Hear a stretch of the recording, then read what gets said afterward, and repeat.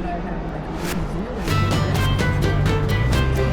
Welcome to Media Path. I'm Fritz Coleman. I'm Louise Palanker. There's too much TV to watch.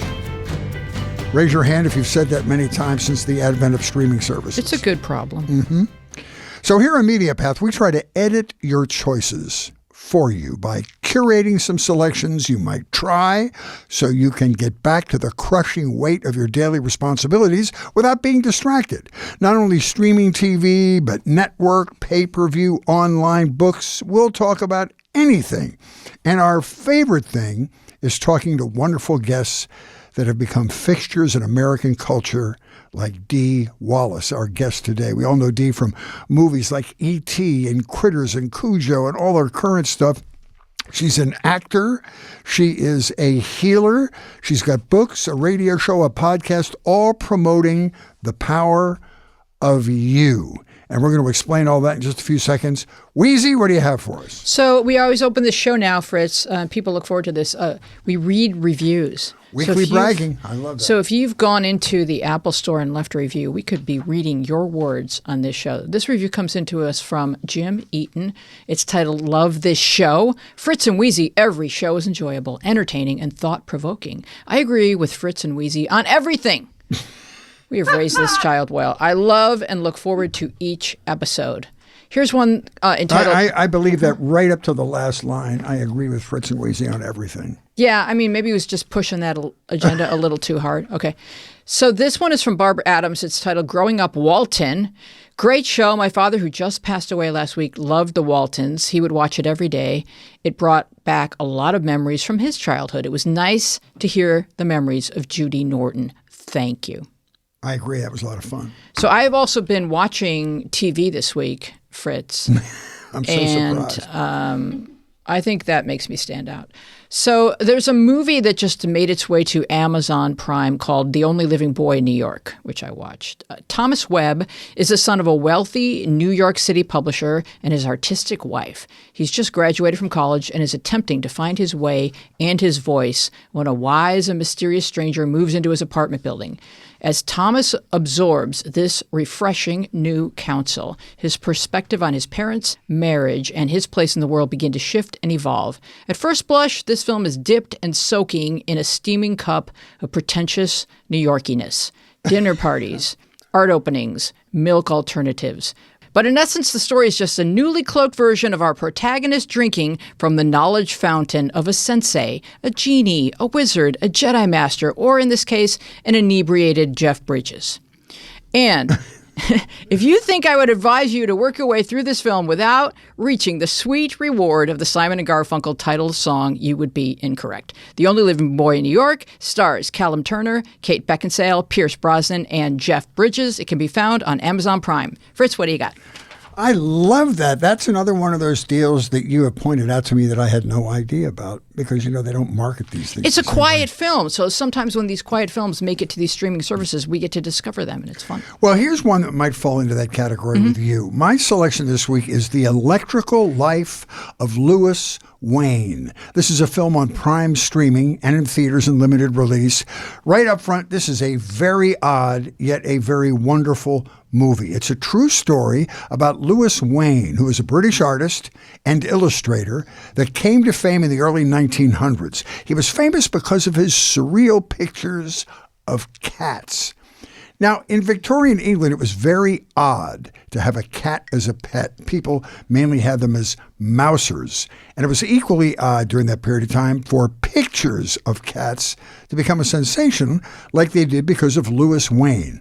The love story between Louis Wain, played brilliantly by Benedict Cumberbatch, and Elizabeth Richardson, played by Claire Foy, who I've wanted to marry ever since The Crown, is where the cat obsession starts. The two fall in love, they get married, they find a stray kitten, they take him in, they name him Peter.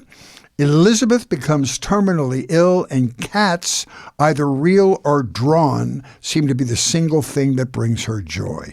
At that point, Wain becomes obsessed with drawing cats as Louis Wain slowly declines into mental illness, and his pictures become even more surreal. I know it sounds really odd, but It's an astonishingly aching love story. If you are a cat lover, you will say, finally, someone understands me. I have a cat. That is, I am the caretaker for my daughter's cat, Alfie. Alfie and I are like the Israelis and the Palestinians. We coexist with low-grade tension all the time. I do love him as you love a child, regardless of his flaws. This is a lovely film, gorgeous cinematography, and as always, what you always expect from the Brits, it's a masterclass in acting. Really beautiful film. Did you know about it? I didn't even know about it until I stumbled across it. I started watching it, Fritz, when I got your email that you were going to be discussing it. And what I noticed at the outset is this guy could draw with both hands. It was really interesting. He's got both sides of his brain operating. Oh, good. So you haven't seen the whole thing. This doesn't give anything away.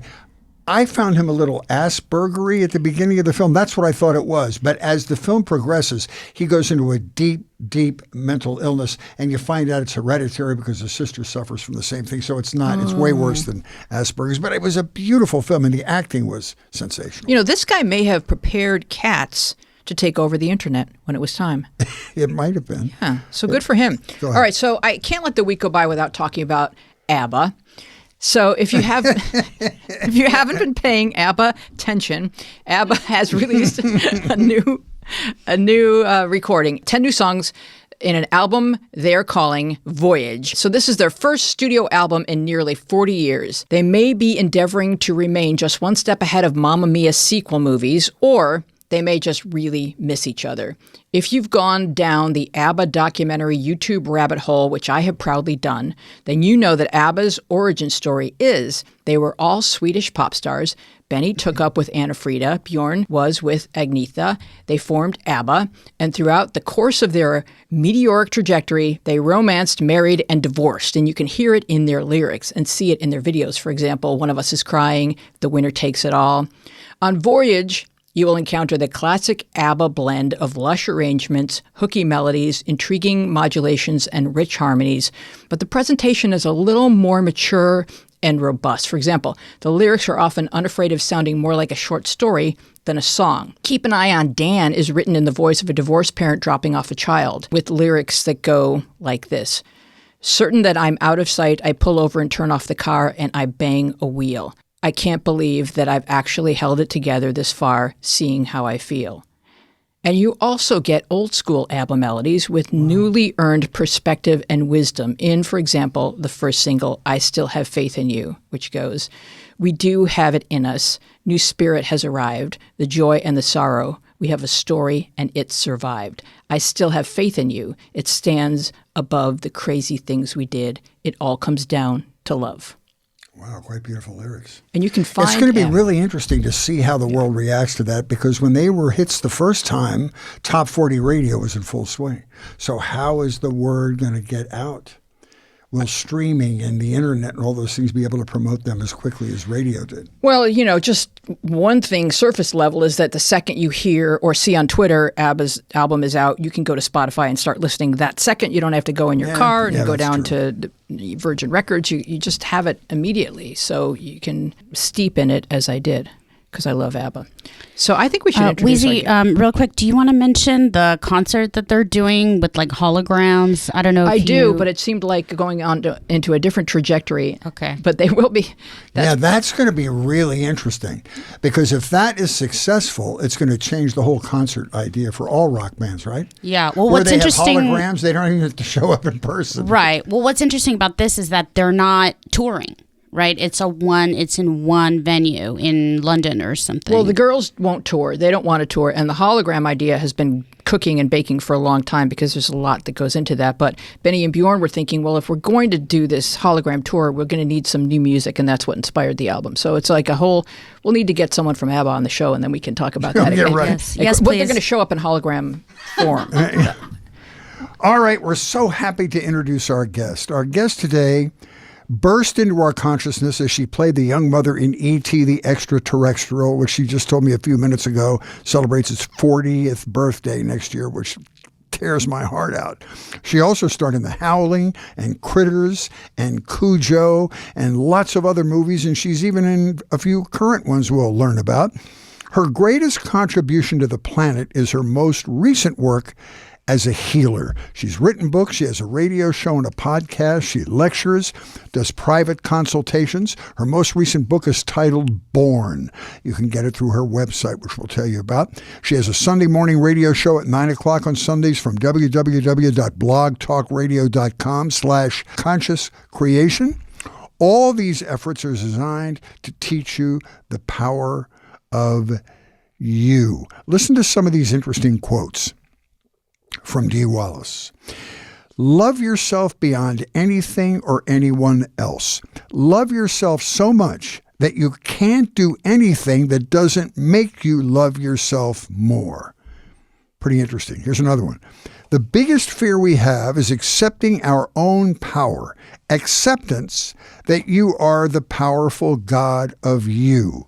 You deserve that joy.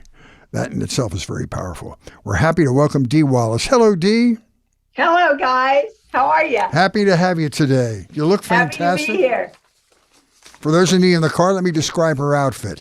She's got a thankful T-shirt on, and I guess that she's thankful every day of her life. My life. There it is. That's beautiful.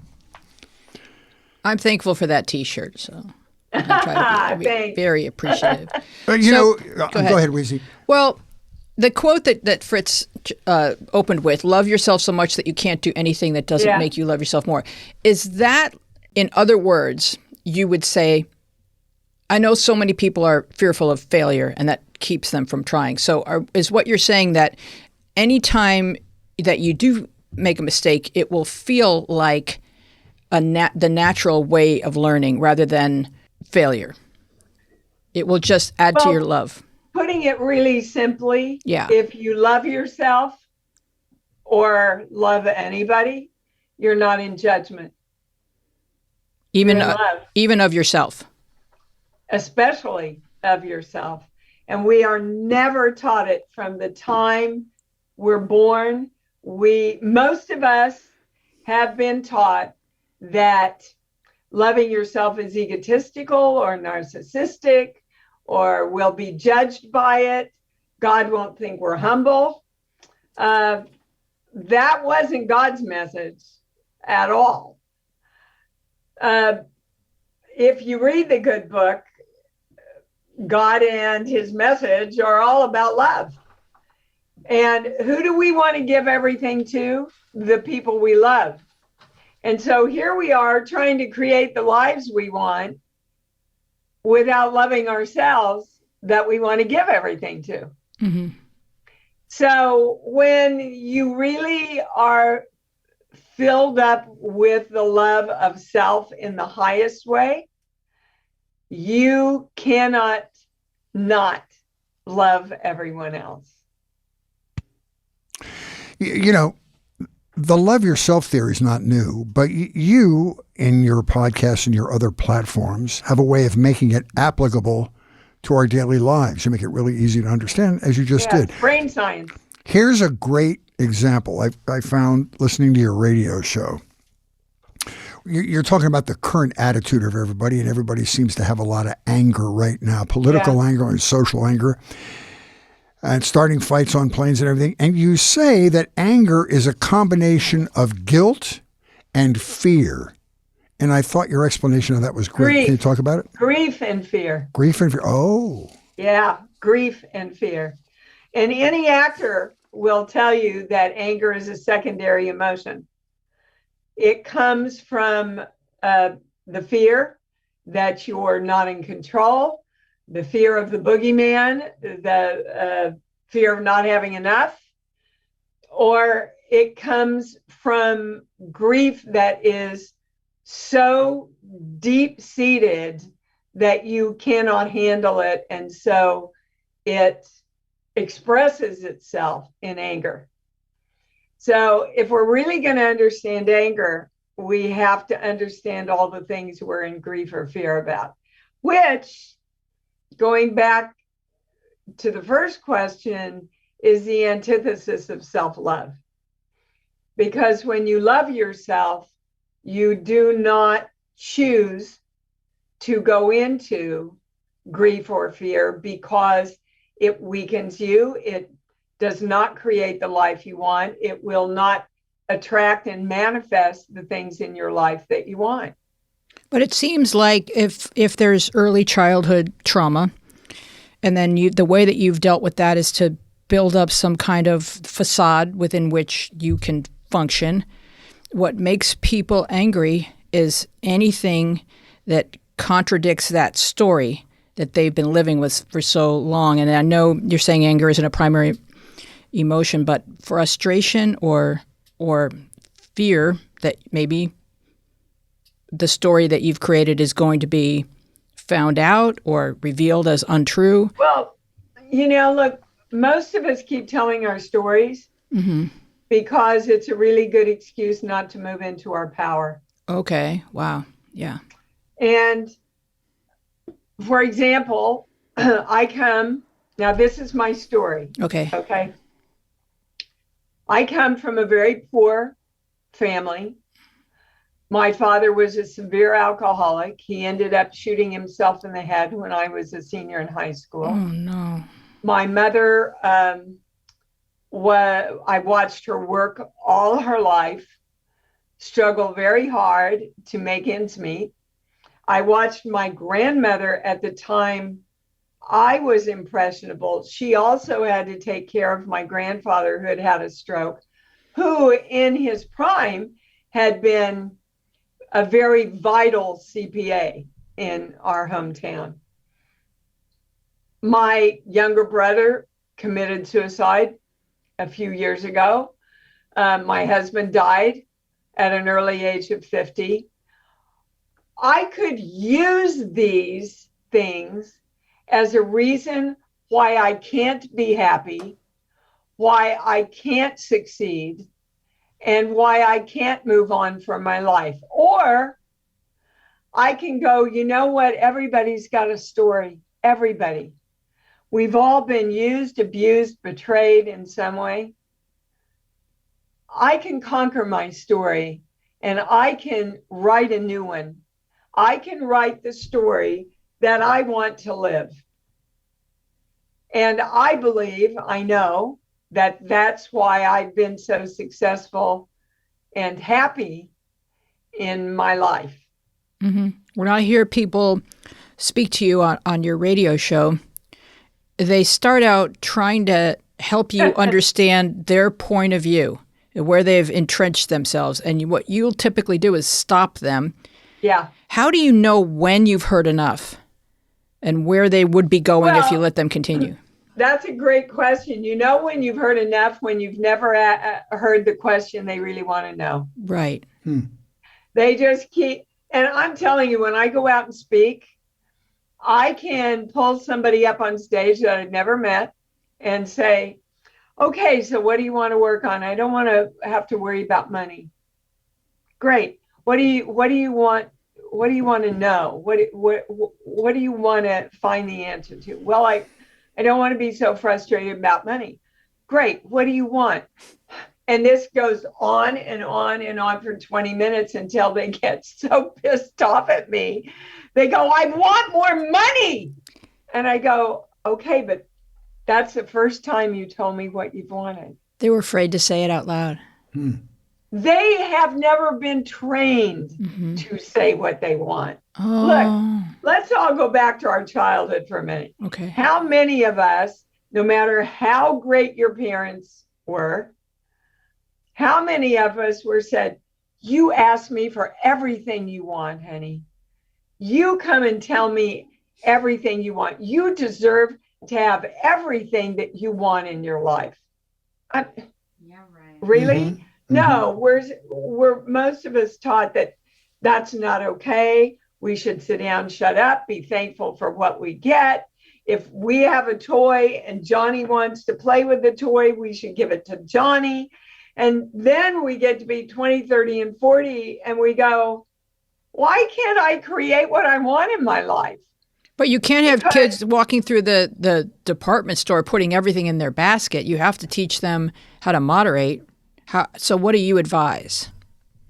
Well, but you have to know what you want before you can moderate what you create. Well, they think they Don't want you every. agree? I agree, but kids think they want everything they look at. And they do. And that's because they don't know what it is and they want to just No. experience it. They know that that's going to make them happy. You know, and why not ask for it? And that's my message to us as adults. The first thing you have to do to manifest more in your life is to choose what you want. And most of us have been trained to choose what we want by saying what we don't want. Like, I don't want to be worried about money. Mm-hmm. Or if you're working on a relationship, well, I don't want a relationship like the last two. Okay. That doesn't tell the universe what you want. Doesn't tell you what you want. You know, if you're working on health, I don't want to be sick anymore. That's not what you want. What you want is health. Mm-hmm. Okay, so let's take all these spiritual practices and put them into brain science. Mm-hmm. Brain science, religion, spirituality, they're all saying the same thing. In the good book, it says, you know, love, hope, peace. Think only on these things. Brain science says whatever you focus on, you create more of in your life. Same thing. Is there empirical evidence to that effect? Absolutely. Absolutely. You can Google Bruce Lipton, Greg Braden, Dawson Church has an amazing book out, a big scientist who actually gave me a wonderful quote for Born too. Wow. Dawson Church, Mind to Matter. Do you know that they've proven that 95% of the disease in the world that we thought was genetic isn't? Wow. It's what they call epigenetic, Mm-hmm. which is how much of a victim you are, what story are you telling, how are you defining yourself, Mm-hmm. and your body responds to that. Wow. It's amazing. It's amazing research. And what's more amazing, guys, is to watch the miraculous shift in your life Mm-hmm. when you actually start applying it. Mm-hmm. I mean, you know, I'm an older woman in the acting business. Not a lot of roles out there. So somebody keeps saying, that's not my experience. I get up every day and go, all right, universe, what are we going to create today? I know I love money. Bring me more money. I know I love acting. Bring me more acting. I love my healing work. What opportunities can we create for that? Mm-hmm. But you see, if you don't love yourself and you keep living in the victimness of your story, you're not going to get up and ask those things, are you? You're not going to feel like you're worthy of it. So No. you And you're not going to have the energy. Boy, do I hear that. Oh my God, you guys, I hear that so much. I just don't have the energy to do it. Well, no wonder, because you have no joy and love and passion behind what you're doing. Mm-hmm. That's what gives you the energy. Well, why should I have joy and love and passion if I don't have it yet? Because that's what creates it. I don't want to get too far past the medical thing, because I noticed on your radio show that people call with real, like, specific medical problems. A lot of times, The one I'm thinking of was the lady that called and was having a pain in her hip, and then she used some of your self-awareness exercises and literally talked herself out of it. Not that that's the solution to all biological issues, but it seems to have a real effect on how people react to their own pains. Well, absolutely. And again, there's so many places I need to go with that question. It's a great question. Energy, all there is energy. We learned that in 5th grade. Energy is neutral. There is no positive energy. There is no negative energy. Energy becomes positive or negative through our direction of it. Mm-hmm. And we direct energy through our thoughts and our feelings and our perspectives. So energy will, if you're not consciously directing energy, energy will take direction from, for example, the TV. We did a study one time. In 1 hour, you can get 50 messages of the disease you might very probably have, the pill you better take, how it might kill you anyway, while you are looking at happy families with dogs. So what does your brain say? Oh, I get it. Being sick is happy. Well, that's interesting. Wow. We are inundated. We are hypnotized in this country especially. Well, I know that humans are complicated and they slow down to look at an accident and they like to dress up as gory things on Halloween. And it's part of our nature, I guess, to be, and one aspect of it at least, to be warriors. And I find that I can't watch any television or movies with torture, with humans being intentionally cruel or with a lot of gore. I don't want that in my consciousness. What in us is drawn to that? And are my instincts correct? Is it bad to absorb too much of that as entertainment? Actually, they've proven, and you guys can all Google this, just put the positive effects of horror in your Google. They've proven that watching a horror film will enhance your DNA, help you handle your anxiety level, increase good hormones. So I started studying this when my daughter was little, and we would watch, for example, her favorite movie was The Little Mermaid. And I put it on and she'd go, Mommy, lady get big part, lady get big, where Ursula, gets big and really scary.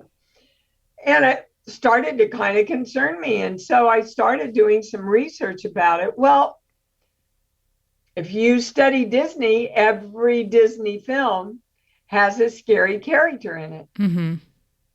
Because it gives the child an opportunity to powerfully, in a safe place, move through their fear.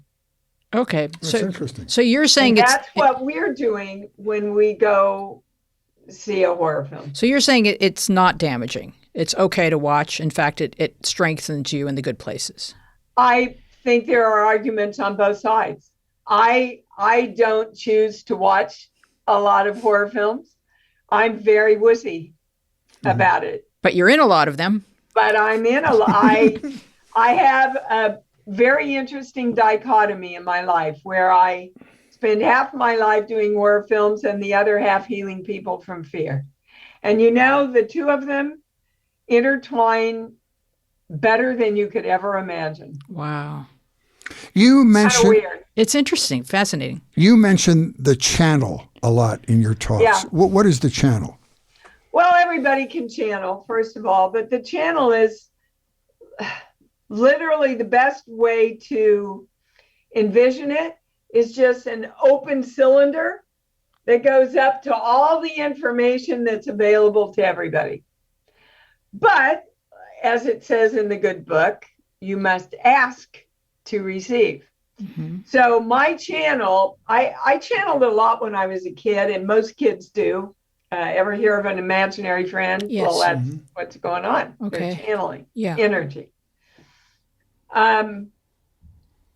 I channeled a lot when I was a kid, didn't know I was channeling. And then I kind of didn't do it anymore when I grew up. And then I met Christopher, my husband, and he got me involved in this philosophy called conceptology. And we would go study it once or twice a month.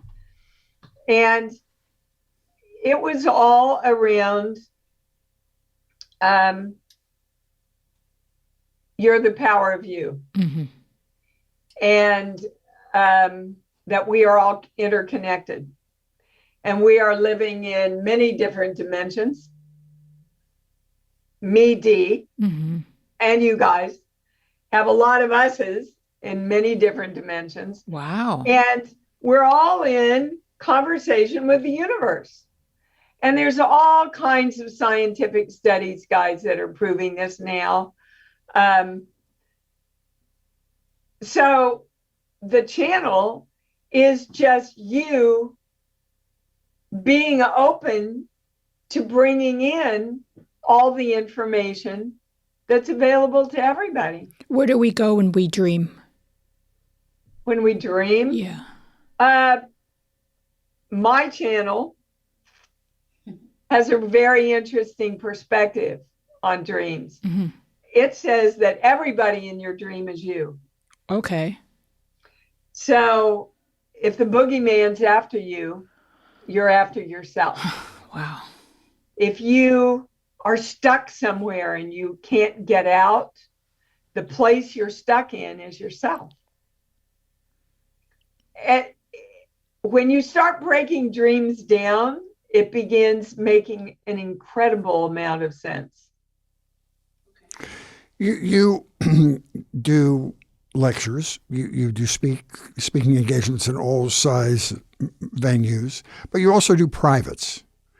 Yep. So what's the single biggest thing that people want to fix when they come to you for a private session?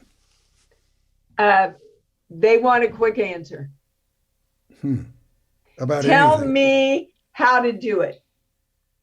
And I say to them, you're the God of you.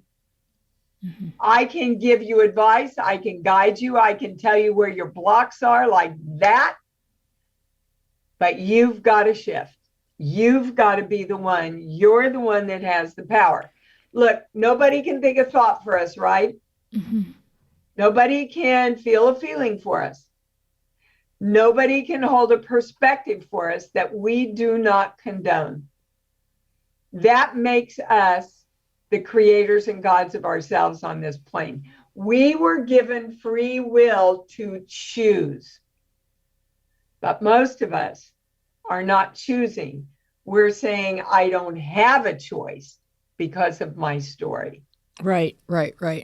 There was one question that you got from a woman that I thought was intriguing. She didn't tell the details, but she said, my daughter still believes I'm responsible for something negative that happens to her. And so she was sort of kind of laying out that that's the space they live in and that the two of them continue that dance. And you just cut her right off and you said, then you need to change how you see that. Go ahead and share. You know, we all want to do that. Yeah. When we need to do this. Right. And again, it's miraculous to watch, guys. When you shift you back to love, okay? When you shift you and love yourself enough, so much that you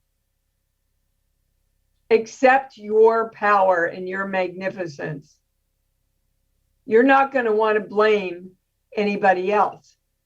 You're going to want to use your power in the highest way you can for yourself, which is the highest way to help others also, Mm-hmm.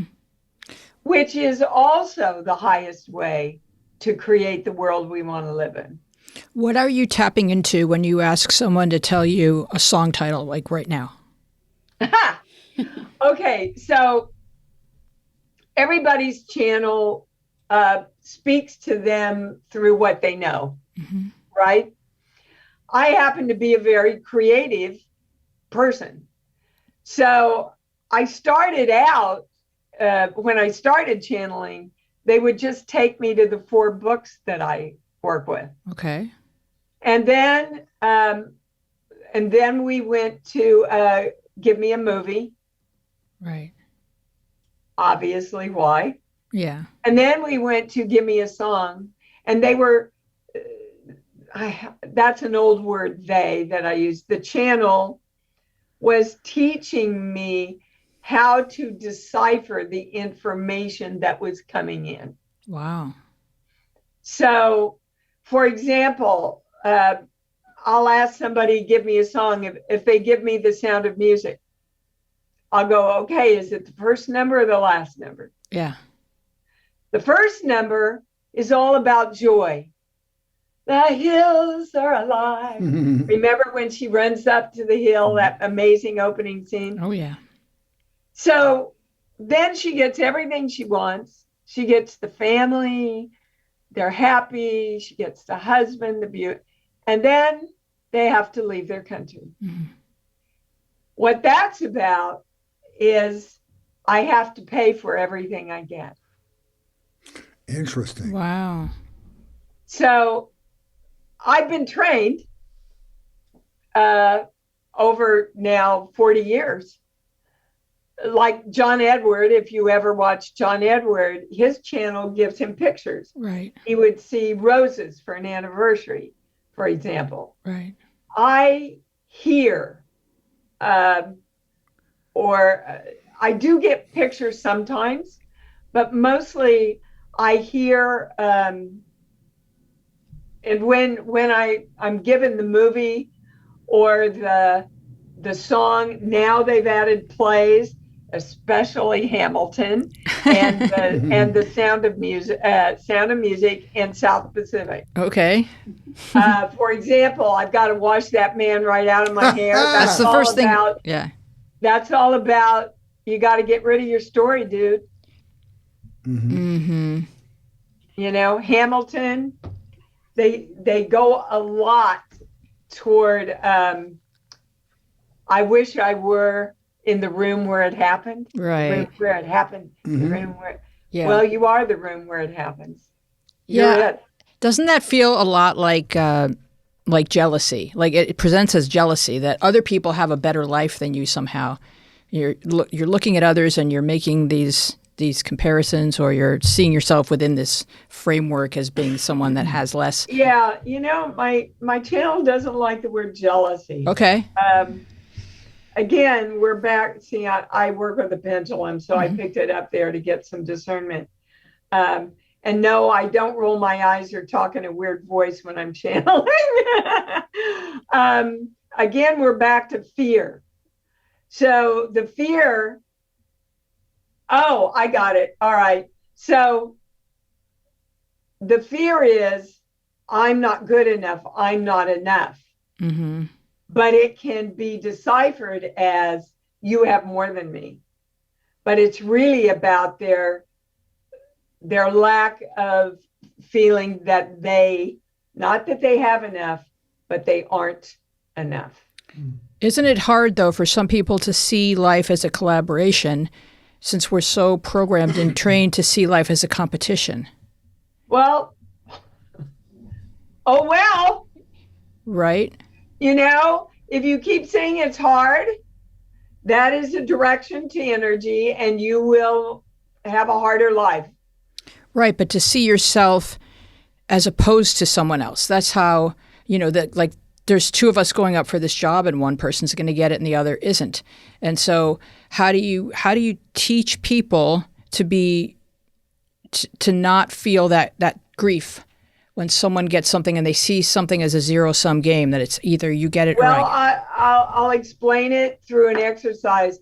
So I teach everybody to find their love place, and their love place is anything that opens their heart and puts a smile on their face. I use my little dog Freedom. So everybody that's listening, find your love place. It can be a place in nature, can be animals are great because they're unconditional, newborn baby. Everybody find your love place that just, got it? Opens your heart. Yeah. Are you there? You got your love place? Mm-hmm. Okay. So now think about competing and losing. Now go back to your love. Go back to your heart. Now go back to competing and losing. Mm-hmm. You see, you leave your heart and you go up to your mind, because that's what your mind is made for. Your mind is made to doubt and question. Your heart is where you go to find the real knowing. Okay. It will never, ever. And again, back to the Heart Map Institute and all the scientists, they've proven that a heart has a brain and the brain has a heart. And they are in constant communication with each other. Okay. The world is an electromagnetic, our planet is an electromagnetic force. We are electrical beings. Okay. They measure our heart through electrocardiograms. They measure our brains through electroencephalograms. So every thought, every feeling we have is an electrical impulse that goes out, and the universe looks to match whatever signal you send out. If it's love, the universe matches love. If it's fear or anger, the universe will match that. It does not judge you. Its job is to match and send it back to you in the reality of your life. Okay, we have a question from our producer, Dina. Hi, Dee. Oh, Dina, I'm Deanna. Hi, Dina. Hi, I get called that all the time. My name is I get called constantly Dina all the mispronounced. time. Yes, that's our fate. So I have a question. So other than what you mentioned earlier about instant gratification, what do you, in your opinion, what are some of the biggest misconceptions about law of attraction, using energy and thoughts to get to a place that you want to be? Like some of the things that you encounter that people like immediately misconstrue or get wrong. One of the big ones is I'm waiting for God or the guides or the angels to tell me what to do. Well, I got news for everybody. They're waiting for you. In the I Am discourses, it says very clearly, God cannot and will not intercede on your behalf without your clear direction. And you cannot direct energy without choosing what you want. And the best way to direct energy and get what you want is to direct it while you are hooked up to that beautiful love. Let me just ask a question. I think the answer to this is no, because you're just coming from a place of love. But does your thought process, do your teachings ever conflict with someone's religious upbringing or background? Never. It seems like they work in tandem because they're really talking about the same thing, which is love, right? Absolutely. Let me tell you, Christ was teaching brain science. Wow. Yeah. That's awesome. I mean, they didn't have the terms back then, but, you know, these miracles and more will you do also.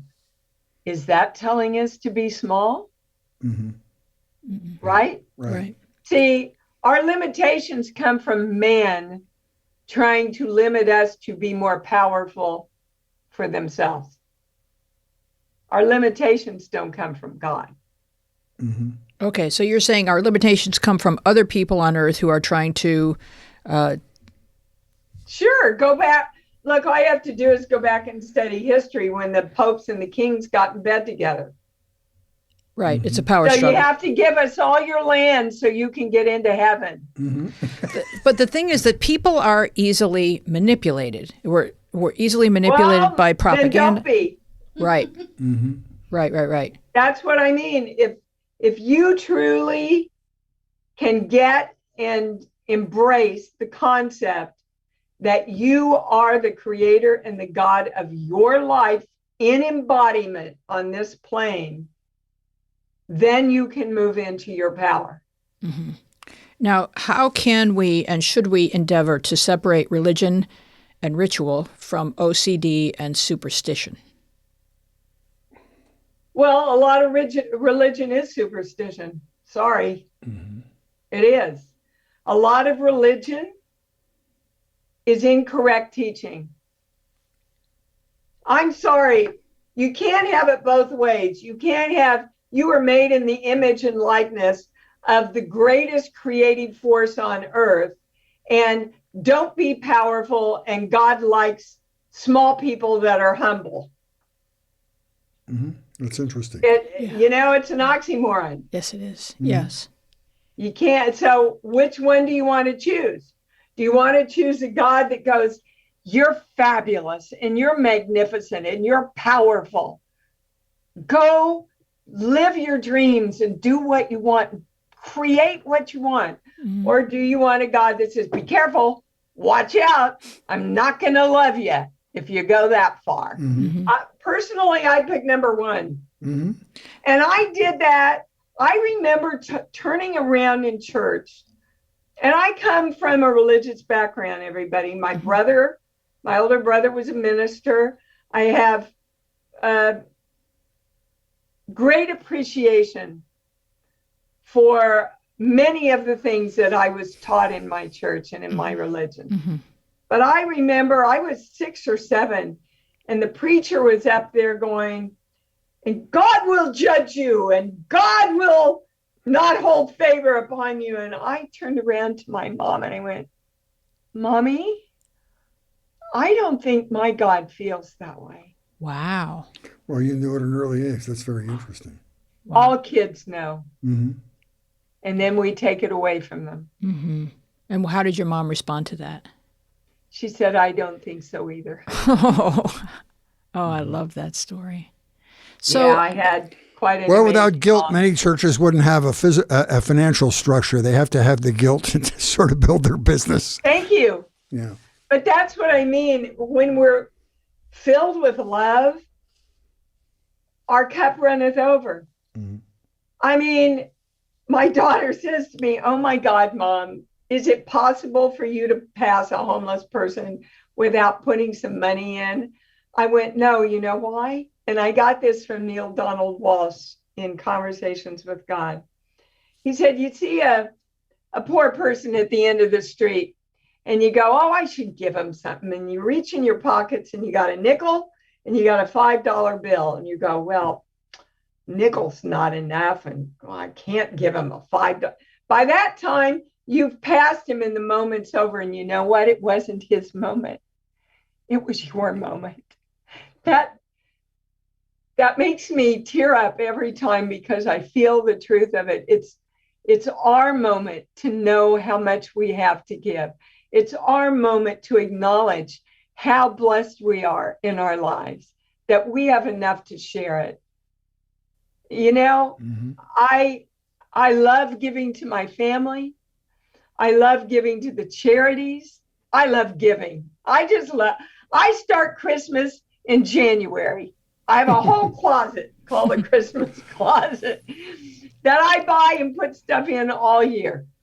because you love to give. that's because you fully embrace that giving is giving to yourself. You're just part of the universe. And it makes me feel love. Right, because you have that connection. It goes out and it comes back. Your loop is very fluid. But I've created that Yeah. connection. Yes. I've worked at that connection. Yes. I purposely hold an intention to be that connection. I get up every day and I say, today, my intention is to be love and to send out love into this world and to summon in love from everyone I meet. Do you know, and I travel a lot. I travel a whole lot. Yeah. Angels just come forward to help me everywhere I go. Wow. Everywhere I go. It's What do kind you of think? miraculous. What do you think people's biggest block is to feeling the way you feel, to be as free as They don't you? believe it. Oh, They don't believe it's possible. And as the good book says, as you believe, it will be delivered to you. So if you want to change your life, you have to change your belief systems. You have to. talk about your core beliefs webinar. First of all, what are the core beliefs and how does your webinar work? Oh my God. There's 2 pages of core beliefs. Oh, okay. And they have all been channeled to me Fritz wants a over free the webinar, years. as you can see. No, I just thought it's fascinating. And Well, give us example of a few of the core beliefs. okay, all right. For example, one that's coming up a lot now is God betrays me, I betray me. Now, if we're the God of us, and we are, whenever we betray ourselves with anger or judgment or victimness toward ourselves, the God of us must betray us also. Because God, the universe, the energy, the force, whatever your term is for it, has to match the signal you are sending out. Is that Another good one is, I don't think I have enough energy to do this. okay? Mm-hmm. Well, people use that a lot as an excuse not to take responsibility and shift their belief system because it's just too much frickin' trouble. And could you please just give me a blank CD that I could play that'll change my life? They don't want to do the work. Yeah. I think they don't recognize that they're already doing a ton of work on negative. You bet. And just as an example, like say, we were talking about Facebook, and people's political views on Facebook. If you're going to engage with somebody whose political views are not changing, every time you open your Facebook, it's your turn to engage again. And this is negative energy that you're expending on some grievance or some sort of trying to be what's right. the point? Yeah. And you know what, guys? We live in a world of judgment right now. Stop it. It's not serving you. It's hurting you. It's sending money away from you. It's breaking down your body. Mm-hmm. It's holding relationships away from you. Let me tell you a good one about relationships, okay? Mm-hmm. This is how most people don't create the relationship they want. So I use a very funny story. I say, okay, so if I'm talking to a woman, so you walk into this room and there's 5 gorgeous men. And they are all, financially stable and they're healthy and they're just loving and honoring of you. And you come in and go, wow, I really want a relationship with somebody like you. That's really what I want in my life. But by the way, I judge myself all the time and I think I'm a big piece of shit. Who wants to have a relationship with me? But that's what we're doing. Right. So do you find that you have to be the person you want to be with? Right, because you perpetually prove yourself correct with that messaging, because you attract what you've decided. Go ahead, Fritz. Yeah. Did you find during the last year and a half during the pandemic that people were seeking your counsel more than during other periods? Absolutely. Mm-hmm. And I think that's one of the positive things that came out of the pandemic is that people had to go within. And all the anger that we're seeing in the world are people that didn't take advantage of going in and really finding out who they were. So when we press pause on life, did you find that a lot of people did some good work and some good? Absolutely. Okay, great. I had 2 of the best years I've ever had. Did you? But I went into a panic when it first happened. I went, oh my God, all the studios are closing. How am I going to make a living? And my channel said, excuse me, the studios aren't your livelihood. Your consciousness is your livelihood. Mm. Right. So get up every day and say, what can I create? So I produced a movie and I wrote Born. And I'm telling you again, miraculously, money just came to me. Opportunities just came to me. You see, I couldn't have specifically created all the things that came to me, but I created the vibration where they could all find me. Wow. And you also wrote a children's book suggesting that kids are never too young to be taught these wonderful life lessons. The first book of the series, it's Buffalopaloo and the I Loves Me's. That and Born are available for pre-order on Amazon and Barnes & Noble right now, and it'll be in the stores December 1st. And it's a beautifully, beautifully illustrated book by Vincenzo Lodato. Beautiful Italian artist. And the message of this little bear to the little boy is, well, Mom says I'm selfish, and Daddy says I'm not strong enough, and Grandma says I'm not old enough, and Papa says, you haven't asked the most important person, you. Who do you want to be? Mm-hmm. You have a great website. Them to start to define themselves at a very early age. My God, don't we wish we'd been there? You have a great website. It's imdwallace.com, correct? Yep. And there are your podcasts on there, and your radio shows. The ability to learn more about your books, both Born and Buffalopaloo. What is it? Buffalopaloo. Buffalopaloo. I love that. That's a fun word to say. You know what? And adults have so much trouble with it, and kids just say it like that. As long as so funny. As long as it works. So we have to talk about your film career. I mean, come on, E.T. is part of the global fabric. How do you feel coming up on 40 years? Did you have any sense that it was going to be this iconic explosion when it happened? No, you never do. As a creative, you just go in to do the best job you can.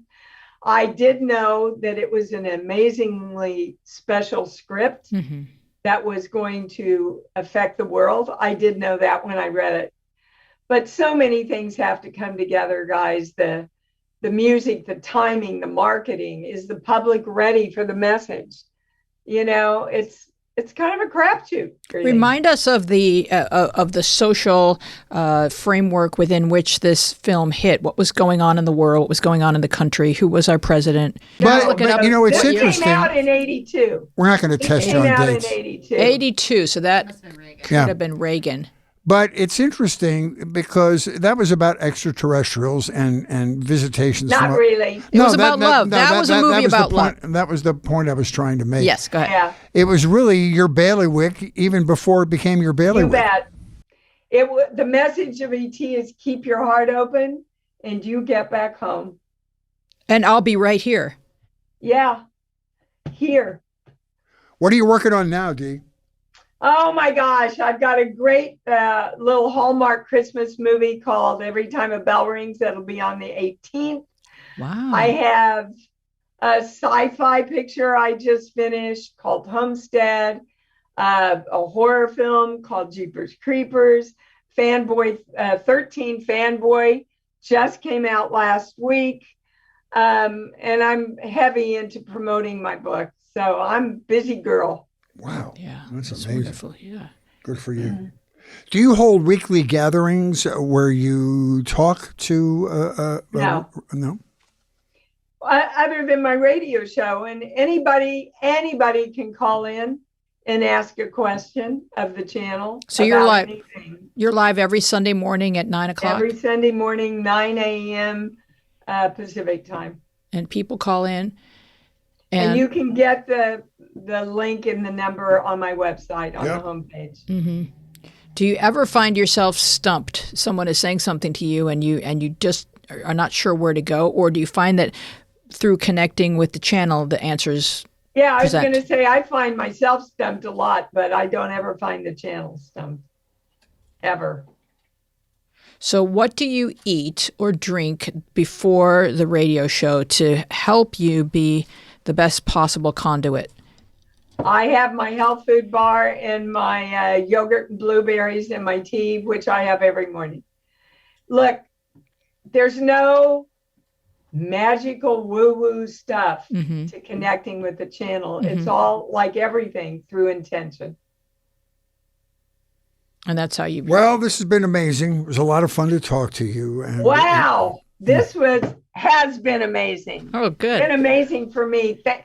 It's so rare, guys, that you get interviewed by people that are so learned about what you are about. I cannot thank you enough for doing your research and all these wonderful questions you've asked. Greatly appreciative. Well, you've had a fascinating life. And I was going to ask you your origin story and what drove you to your spiritual work, but you had the hideously painful experience of losing a father and a brother to suicide. And you are, I think, like a lot of people who go into a healing profession, your first work was on yourself, and then you got to share the success of what you found with yourself with other people. Well, yeah, if you don't clear up your own energy, you have no right working with anybody else. Yeah. Wow. Well, it was very, very fun. And thank you. And I just want to thank you for the work that you're doing, and I know you work hard at it, and it shows. And I listen to the voices of the people who call and the gratitude in their voices, and it just makes me really happy. And thank you. It's a beautiful community. Thank you. They really are. They're wonderful. All right, Fritz, how can more people find our show? Well, if you enjoyed this episode of Media Path, it would help us to be more discoverable by potential new listeners if you leave us a quick review on Apple Podcasts. And if you're new here and this is your first time with us, please check out our back catalog. You may even find us binge-worthy. We've had amazing recent episodes. I'll bring you up to date. We had author Michael Isikoff, who's written an amazing investigative book about the early days in the Trump administration. He's written many great books, and he's a columnist on Mother Jones. Josh Mankiewicz and Keith Morrison talking about Dateline and America's addiction to true crime. We had gifted photographer Dan Winters talking about his famous bee photograph session with Angelina Jolie. We had bassist Lee Sklar, who's been in more studio recording sessions than any other musician. We have had comedian Wendy Liebman and her writer-producer husband, Jeff Sherman. Lots of various topics, and one of the most interesting was, of course, with Dee Wallace. Thank you for spending an hour with us, and we would be overjoyed if you took a moment to share your thoughts with us or recommend us to a friend. We would love for you to join us online on Instagram and Twitter, where we are at MediaPathPod, and on Facebook, where we are Media Path Podcast. You can find full episodes with all kinds of bonus visual content on our YouTube channel, Media Path Podcast. We would love to know what media you've been enjoying, so you can contact us at our social media or email us at MediaPathPodcast@gmail.com. We want to thank our wonderful guest, Dee Wallace. Our team includes Dina Friedman, Francesco Demanda, John Maddox, Sharon Bellio, Bill Filipiak, Thomas Hubble, Mason Brown, and you. Our theme music is by me and John Maddox. I'm Louise Palanker here with Fritz Coleman and our guest Dee Wallace, and we will see you along the media path.